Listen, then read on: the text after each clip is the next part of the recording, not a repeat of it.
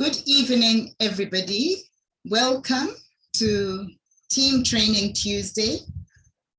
That's one name. The other name is Applied Neolife, but today we are going to apply more than just Neolife. We are going to talk about the lifestyle.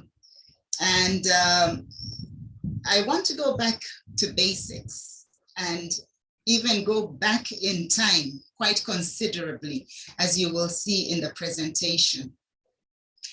As you can see, it says a look at the history of lifestyle change and the impact on our health. Right, we've had revolutions and we've had revolutions. The first revolution that can be considered in our presentation will be the agricultural revolution. That one began about 12,000 years ago. So it's quite a long time ago. And prior to that, I could have gone back to about 200,000 years ago, but I thought let's safely start around about 12,000 years ago, when people started tilling the land and growing crops near their homes. And they continued with the hunting and gathering, but the growing of crops began. And then a bit closer, about 300 years ago, we had the Industrial Revolution, when there was a lot of industrialization, even of farming. But then other things started happening, like motor cars, vehicles became more available, even if the horses and carriages remained, but cars became more in use. And so that's the Industrial Revolution. It was very impactful on our health.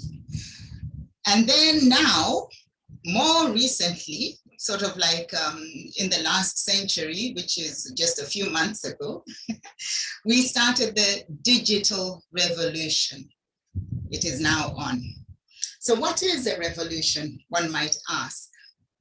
One definition is movement in an orbit.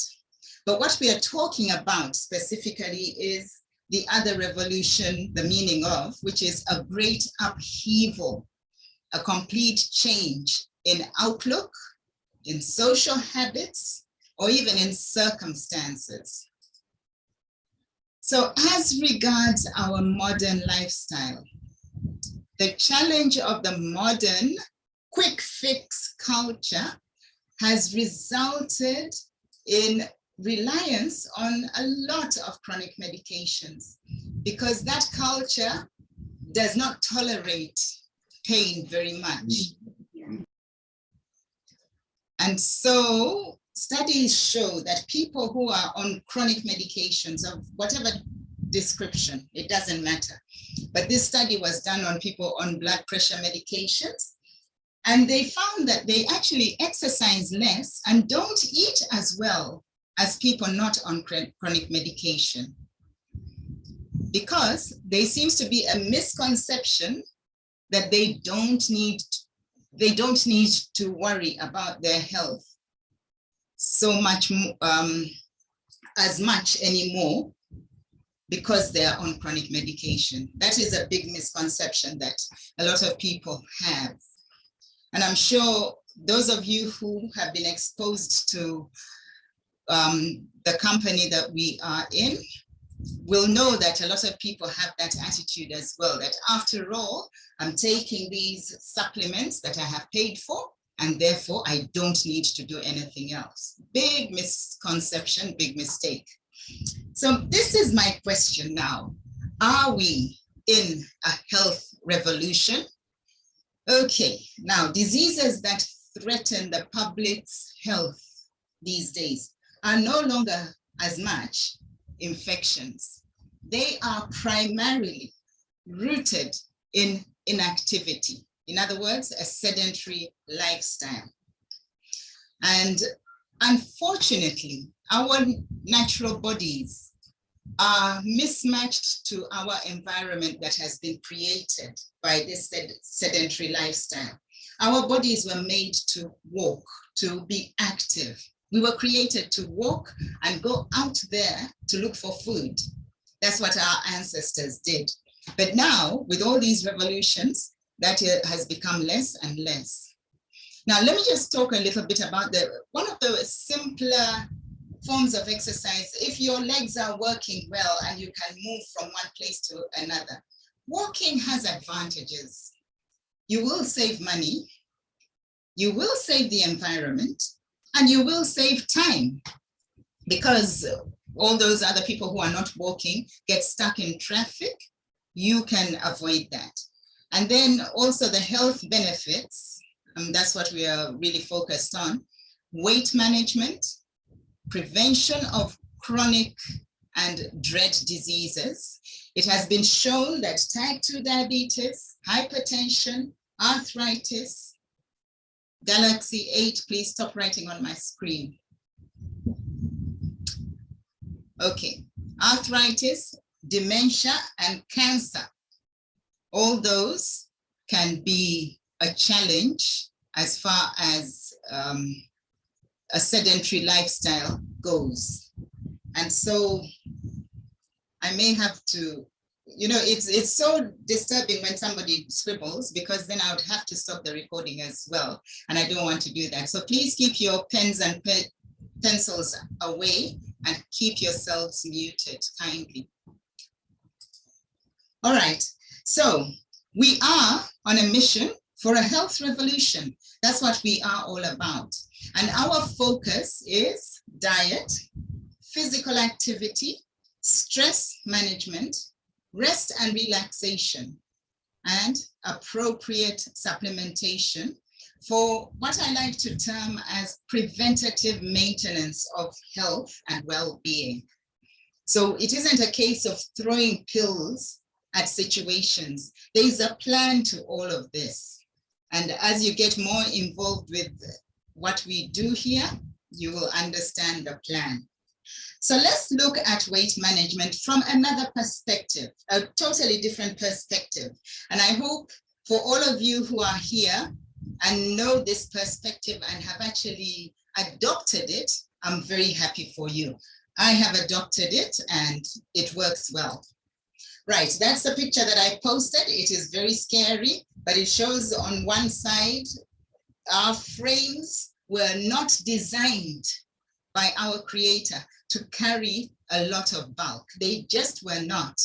Because I'll use an example. Look at this situation where, because of the pressure of the contents, this organ here, which is the bladder, has been pushed right down, okay? And so there are all the benefits of not gaining too much weight.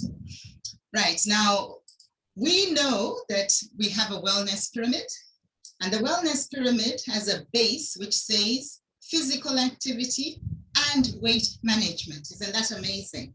And then it outlines the sort of foods we should be eating in the proportions that we should be eating, with whole grains near the base of the pyramid should be used minimally. That is perhaps what I want to discuss today. The sugars, yes, those are quite damaging, but fat, it depends on what fat we are talking about. It really, really depends on the fat that we're talking about. So that's the wellness pyramid.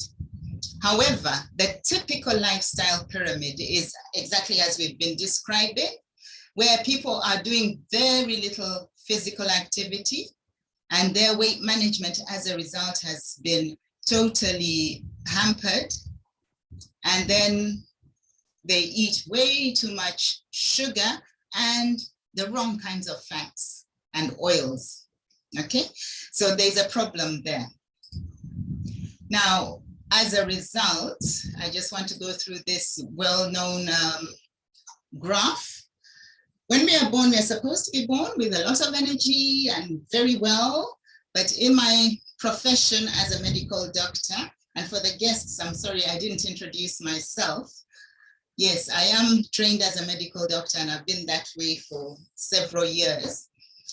And we are seeing that even babies these days are born not very well, some of them.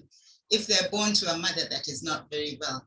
And then unfortunately, we slip into the tired zone and then ultimately into the sick zone.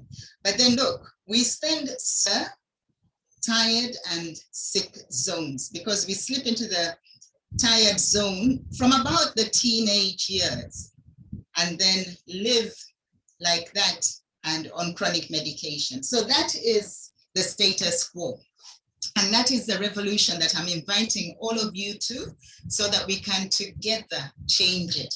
Because our vision, if I may let you know, is to end the trend of chronic disease.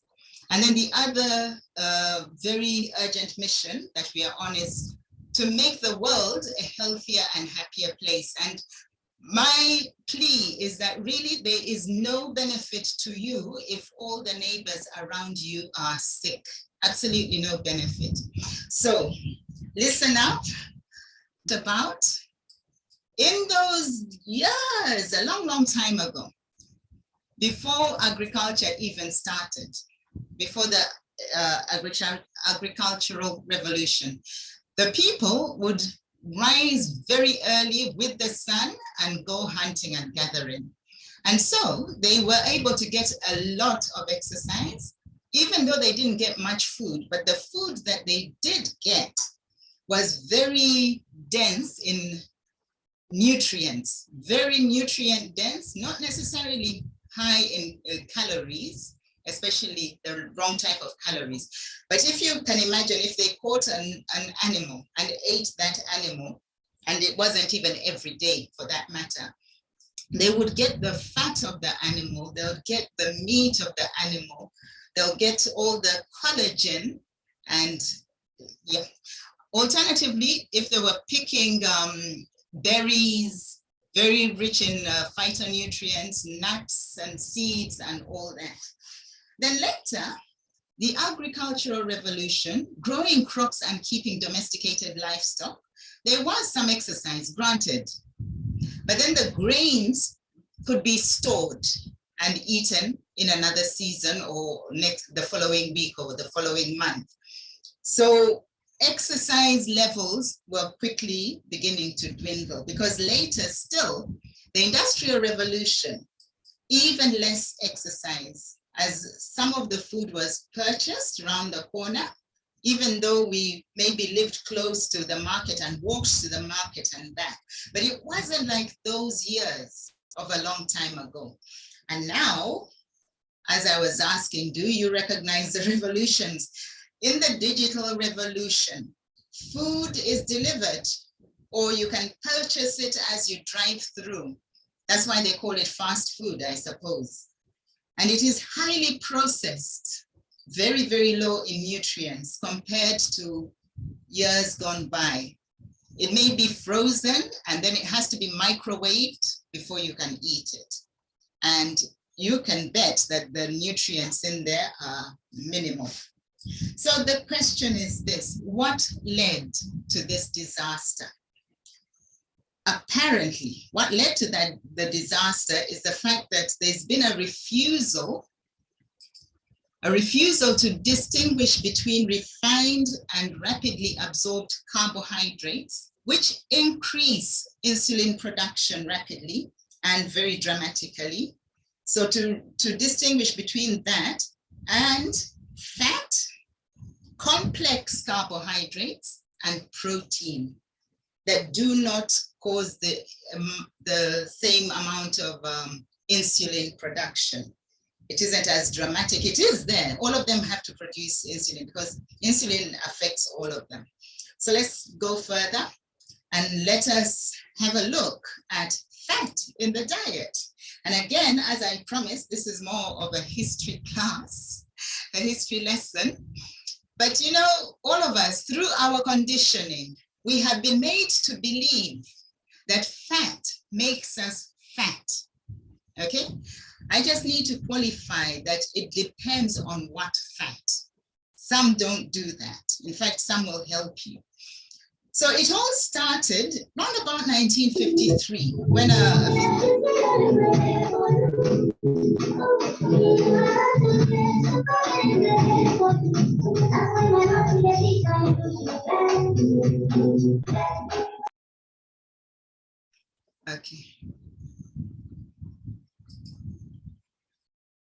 Sorry for the interruption.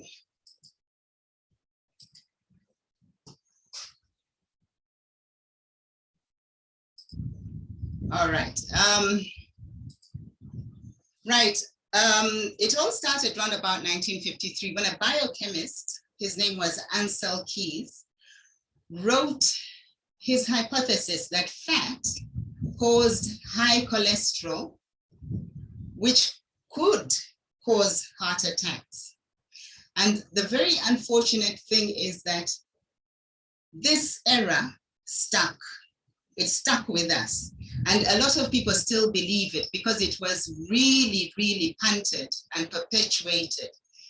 And then closer in 1977 in the USA, there was a Senate Select Committee on Nutrition and Human Needs, which based their dietary goals on Mr. Key's recommendations.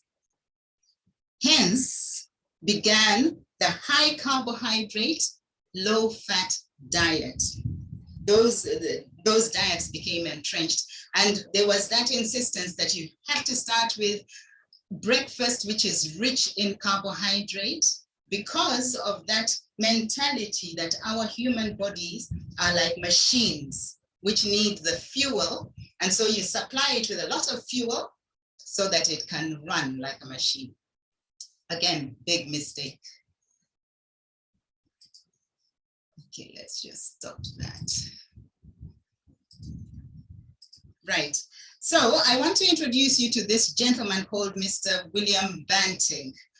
And he was born long before 1977 or 1953. He was an English undertaker and coffin maker, born in 1796. And then in 1862, he consulted a doctor called Dr. William Harvey.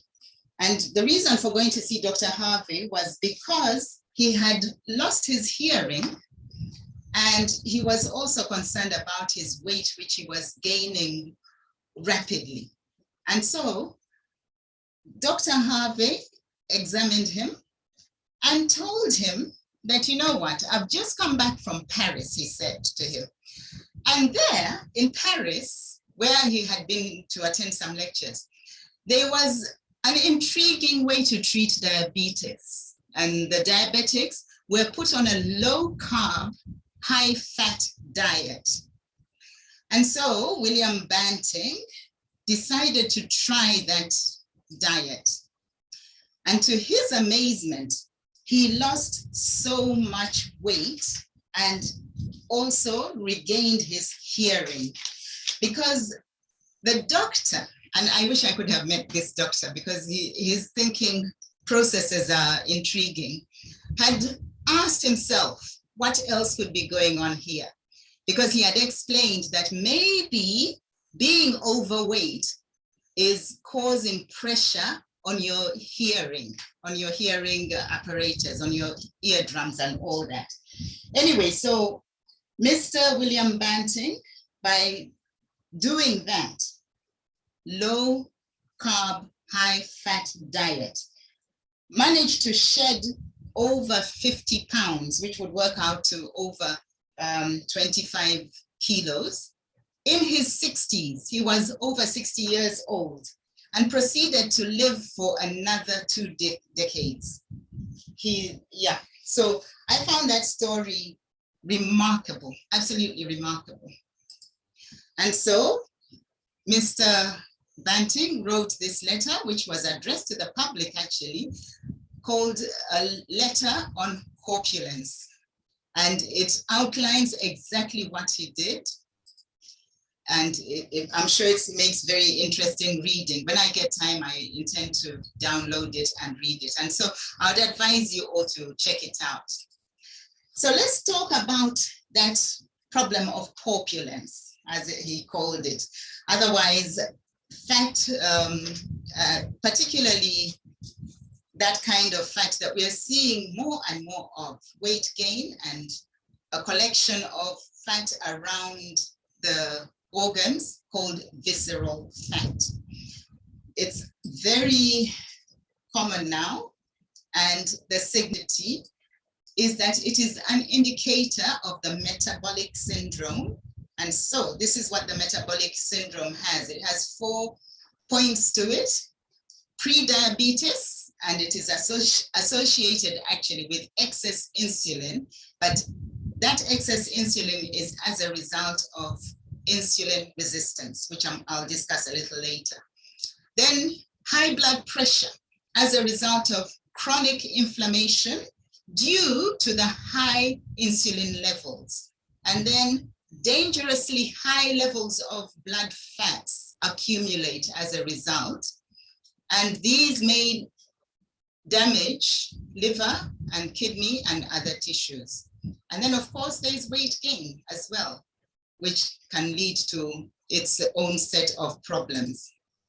So what central adiposity means is this, that it is a clear indicator of insulin resistance, totally.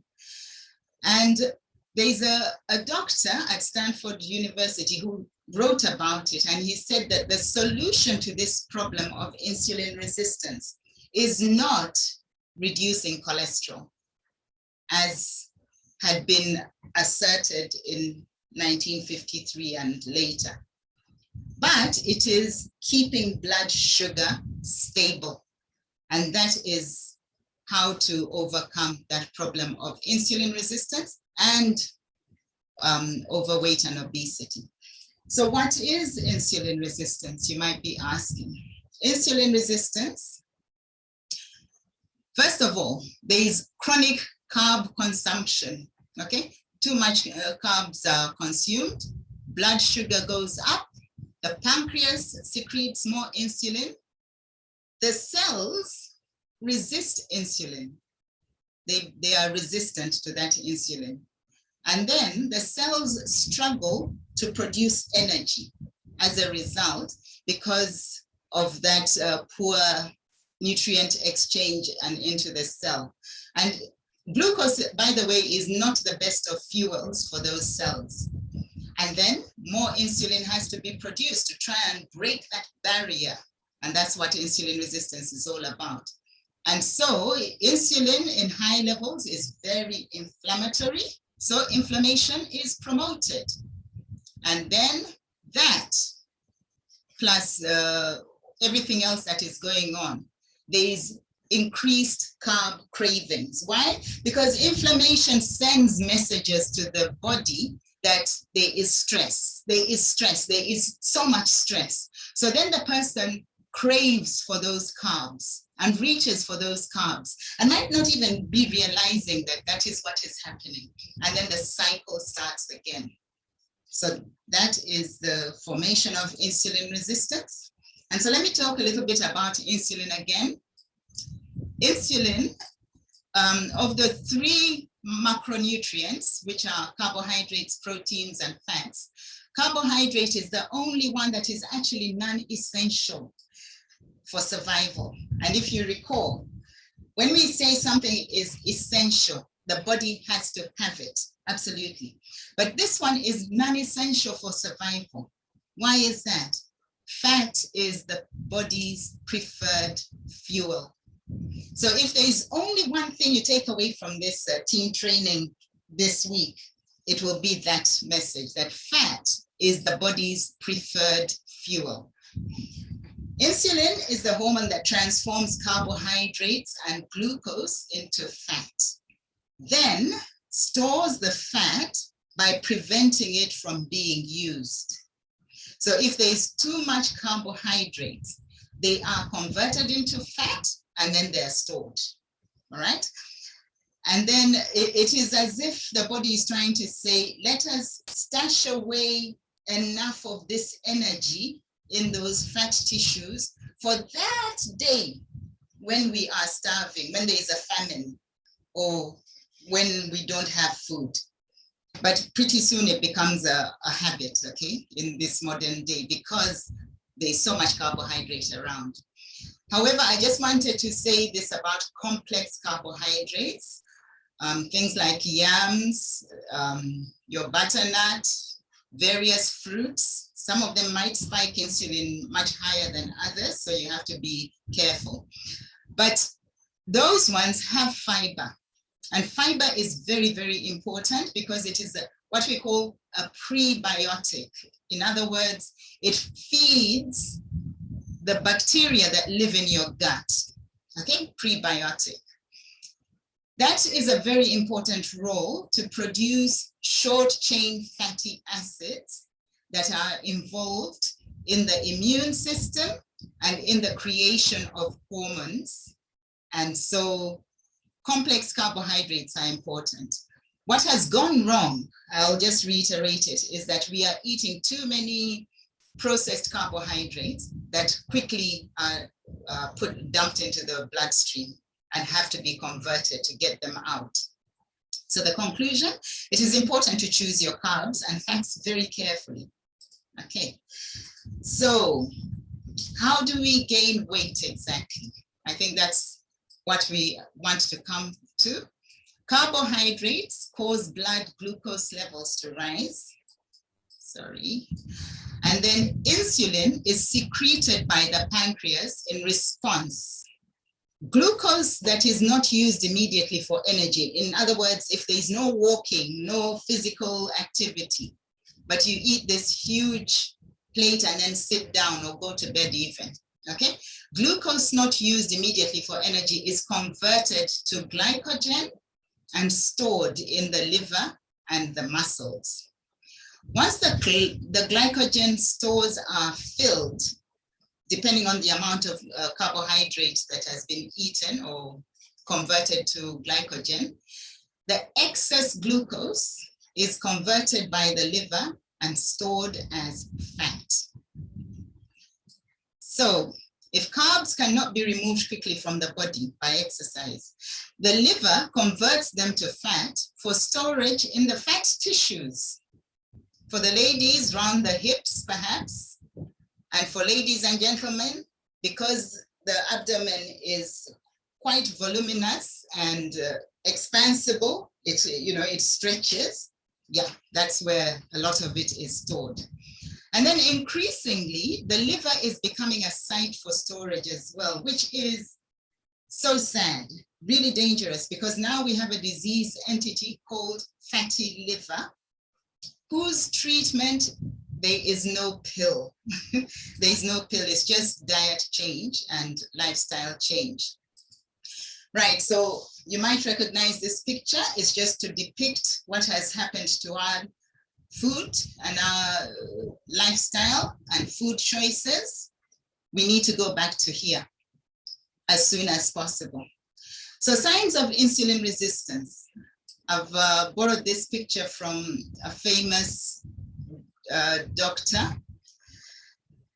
There's a tendency to gain weight and trouble losing that weight.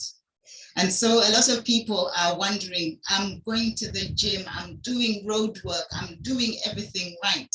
But I've also seen people who have done all that and then settled down to a huge muffin and a big tall bottle of cool drink.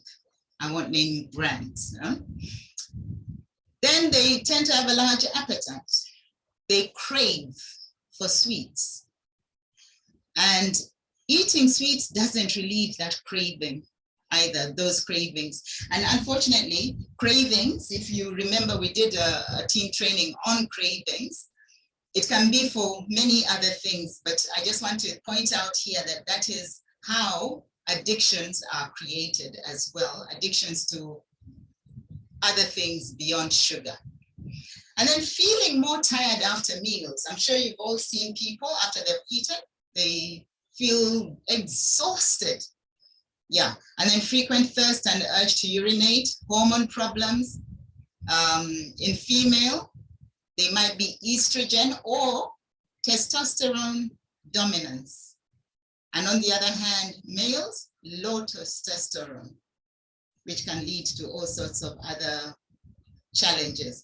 And then acne is common, and other skin problems, and high blood pressure and high triglycerides. So guys, those are the signs of insulin resistance. I'm sure they sound very familiar. I'll go through them again on another slide. Now, the sequence of events over a long time, in summary, the sequence of events, there's elevated fats in the blood, and then the fat is deposited around the middle of the body. As we've said, it's because it is possible. And then the fats that are deposited there form an organ in their own right. And that organ is very active, and it continues to give off a lot of inflammation.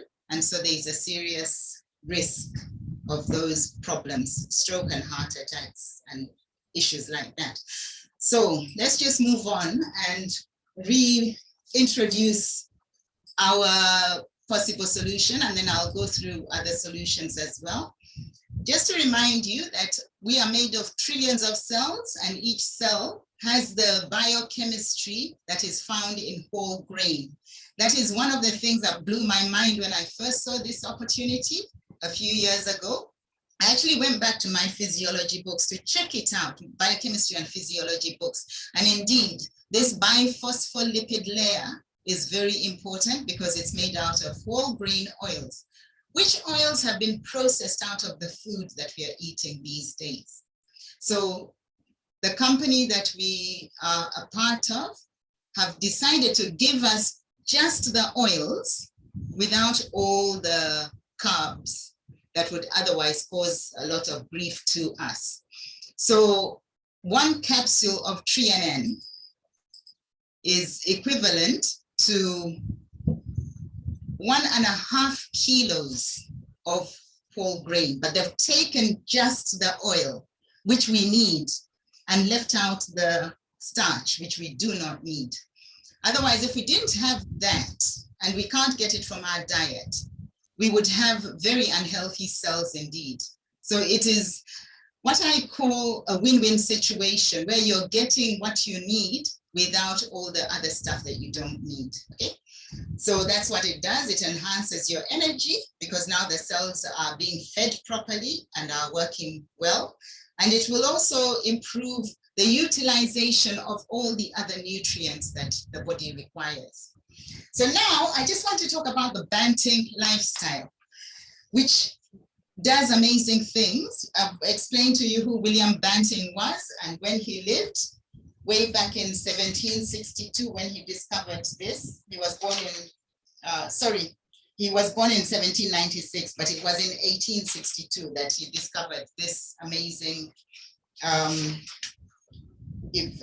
series of events. He passed away in March 1878, on the 16th of March, just for your information. So the Banting lifestyle lowers inflammation. And I have a testimony to tell, actually. I'm so excited. That's why I wanted to present it.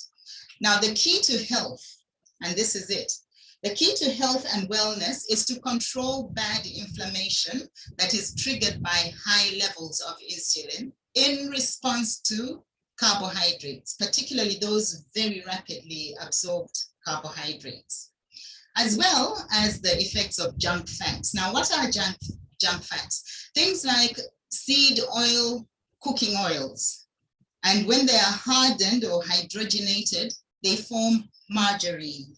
Okay, they're not natural to our metabolism, but if that's all that is being provided, then obviously the cells have no choice but to make use of them. But the carbohydrates that are good, let's consider that. And I just put it here that let us go back to real good food.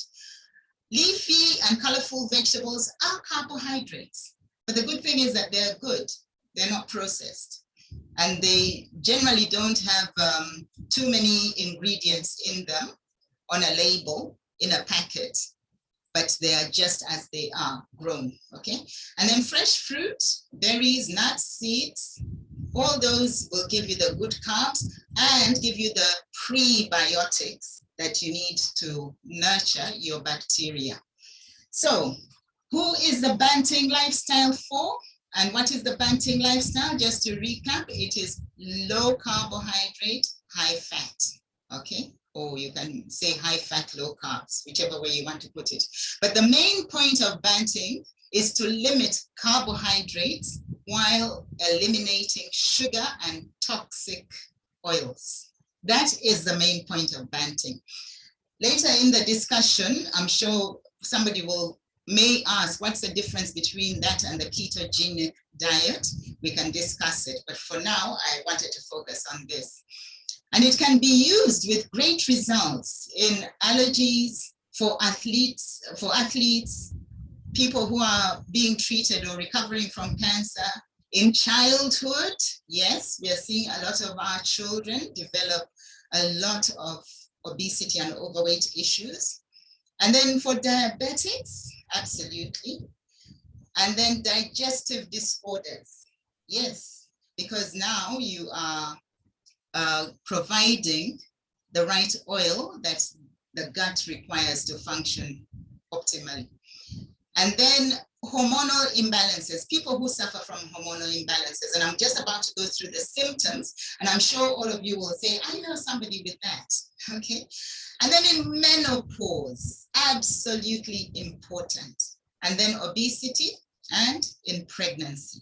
Yes, a low carb, high fat diet is suitable for all those conditions. In other words, suitable for everybody. So let us talk about common symptoms of hormonal imbalances. There might be changes in menstruation, all these things, yeah?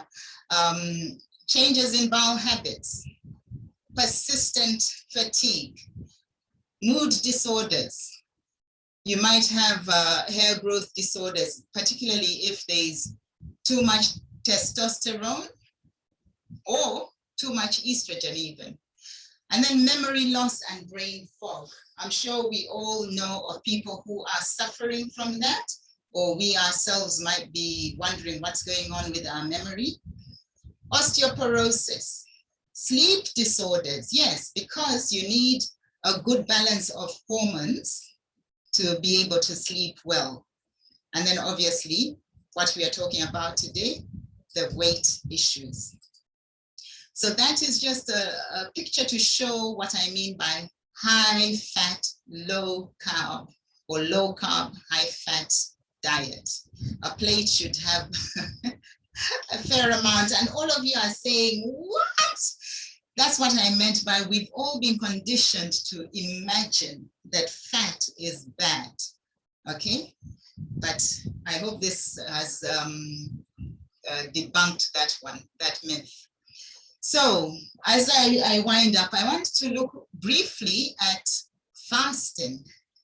Fasting is defined as abstaining from food, either totally or in part.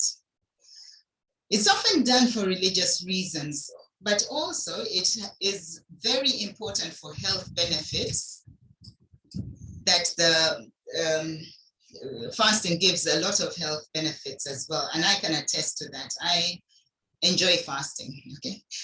And you can actually make a lifestyle of it for the amazing health revolution that we want to go on to. And so I want to bring in the concept of intermittent fasting. I think it is the most cost-effective way to bring down inflammation, really. And there are all sorts of other benefits that we can discuss later on. One of them is called autophagy, which we'll discuss, and mitophagy. Okay, we'll discuss them later on. And then it is also the most cost-effective way of rebalancing hormones.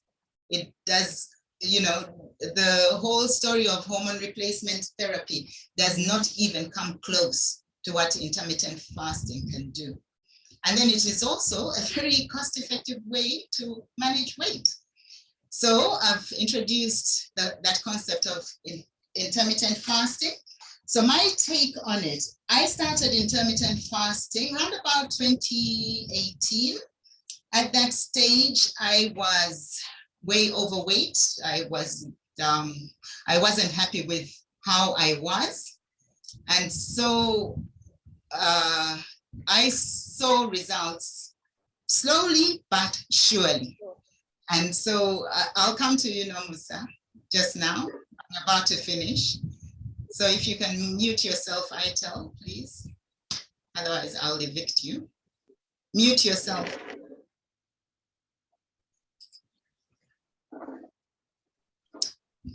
I'm going to open up for discussion. So if you can just hold your horses a little bit. Okay. So yeah, I've seen results. I must say that for my age, I feel very well. I feel stronger than I used to.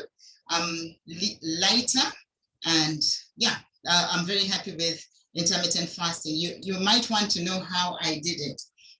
But it made inflammation a thing of the past. Not totally, obviously, but I had developed arthritis, quite severe arthritis, and that was sorted out. And then I had a lot of gut issues. Those also subsided. They flare up when I know I have been naughty and eaten what I shouldn't eat. So what inflammation does, it actually damages the body in those ways. And a lot of people, when they have it, run to the doctor to have a lot of tests done. And so the tests that are often done is, or should be, and if it isn't done for you, please test for it, a fasting insulin, because that will immediately tell you whether your body is insulin resistant. And then other tests there that you might recognize. But let's move on. And I just also want to point out the role of toxins in our environment. My presentation would never be complete if I didn't bring this one up.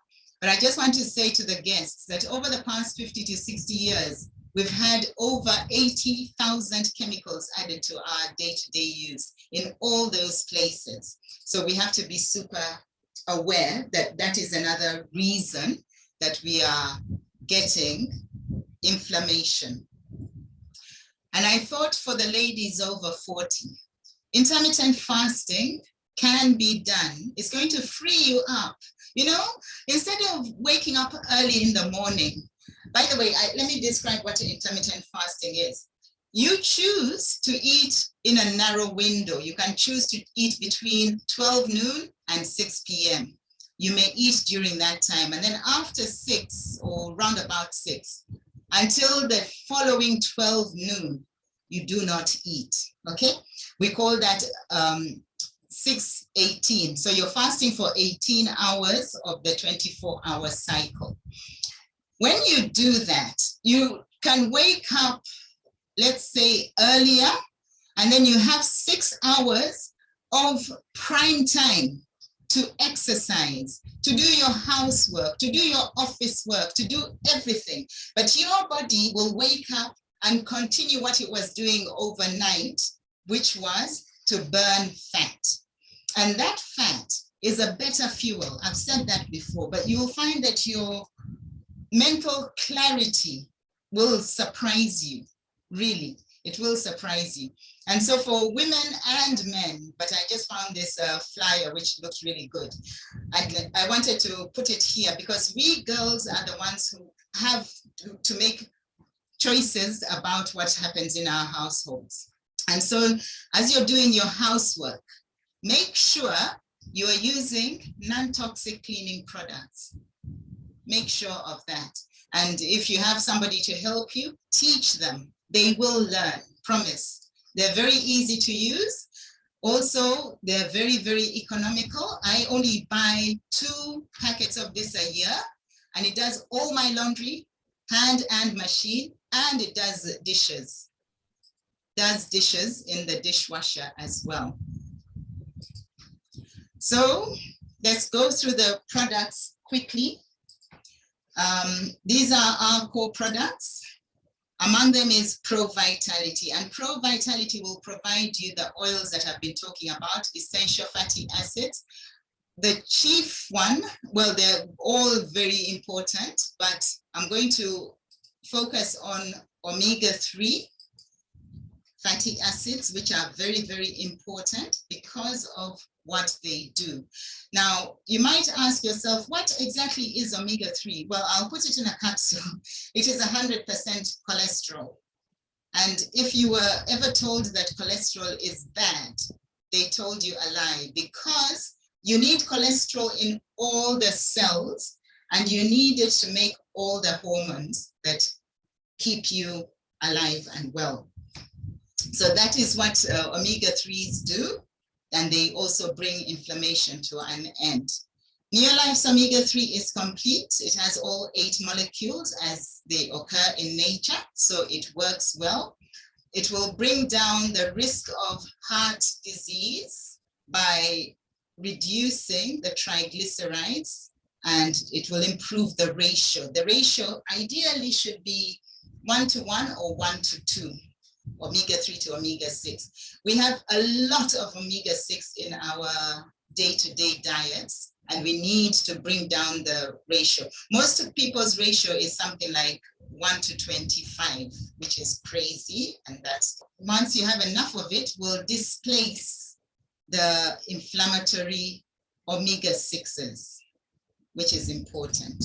Okay, so that's what it does. It's a very good fat, and it is essential. Then intermittent fasting, the drinks that will help you burn fat. I learned, I'll just describe one of the drinks, was to make myself a cup of black coffee and add butter and coconut oil to it and cinnamon. And that's what I would have round about 11 o'clock or 12 o'clock. And I would follow that up with a shake. And that is because this is excellent. It will supply all the 22 amino acids and also maintain your muscles. Now, remember, I normally exercise quite early in the morning, and it is okay to exercise just after a glass of water. I come back and have my shake afterwards. That's part of intermittent fasting. And then the importance of minerals. We have calcium, double chelated amino acid, calcium and magnesium, which is so important for weight management. And I remember I once had a client who was battling with her weight. She was also on a diet, rather on a tight budget. So I begged her to stop eating chips and burgers and all that. And she said, okay, reluctantly, because many people develop an attachment and even an addiction. She stopped and just used 300 pounds, those 2 items. And